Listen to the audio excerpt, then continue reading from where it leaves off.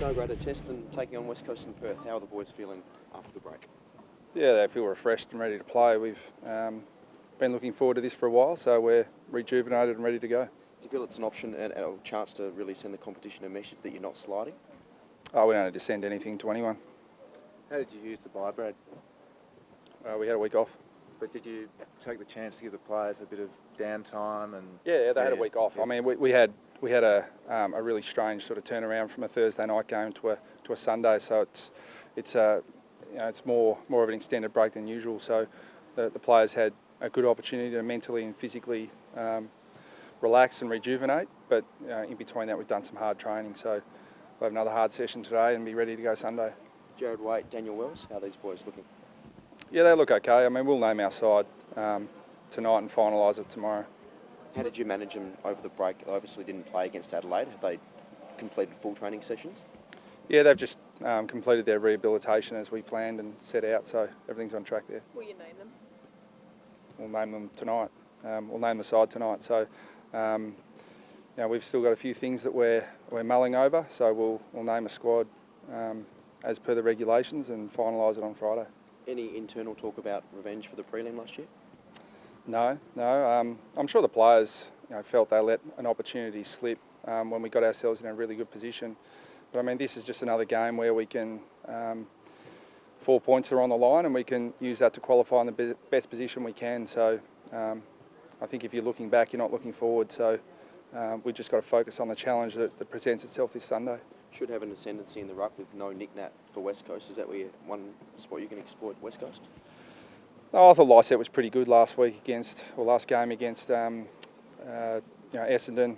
Both, I know Jamar and Leuenberger probably both had little injury niggles, but he took his opportunity and played well. So it won't be an advantage for us unless we're really effective in there and we take it, because I don't think Lycett will be giving it to us. How have you reviewed Drew Petrie's form so far this year, Brad? And what do you sort of hope from him for the second half of the season? He's just got to play his role within the team, which he's doing. He's still probably... we played him in various forward roles this year, and we've used him as pressure forward at various stages, because he still ranks right up there amongst the best pressure key forwards in the competition. But no, he's still playing a really important role for us. He's still... I'm sure if you ask opposition coaches, he's the forward they're most worried about. So, I'm pleased with what he's doing, and could his output be greater? Well, that depends on the team, because we've always talked about the offensive unit, and if we're scoring, we don't care who's kicking the goals as long as the team is. Have you spoken to him about next year at all, or is it time? No. how did you assess the team's form in the months before the bye, Brad? I mean, obviously a few losses, but injury alibis with a lot of those? Oh, we don't use them as alibis. I mean, it was just that's the nature of a footy season. I mean, one of the things that we really thought at the start of this year is we had great depth on our list, and some guys were being starved of opportunities. And probably the only thing that's hurt us is we've lost players in the same position. We've got some guys who are in really good form, but are still being kept out of the side just due to the balance of the team overall.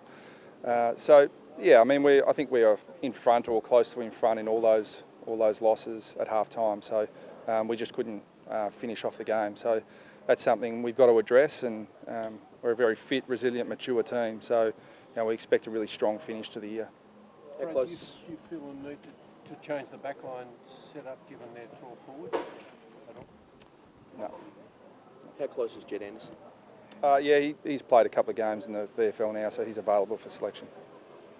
Was there a sit down with the players during the bye, Brad, with a message or a focus for the second half of the year? I mean, the ladder is so tight that I imagine you can't afford many slip-ups in the way home.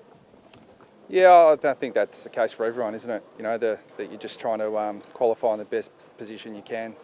No, we just did a pretty standard mid-season review in terms of what we're doing well and areas we need to improve.